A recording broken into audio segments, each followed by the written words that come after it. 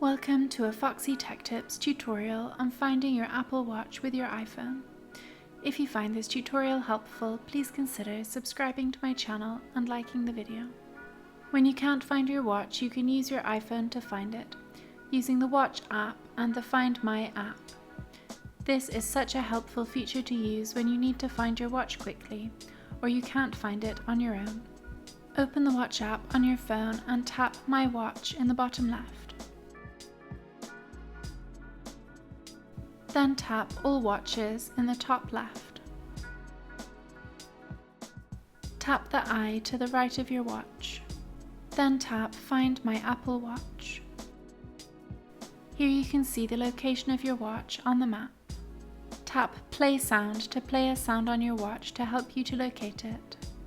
If your watch is not nearby, you can tap Directions to be directed to your watch. And that draws an end to this tutorial. Please like the video if you found it helpful and subscribe to Foxy Tech Tips for more iPhone tips and tricks.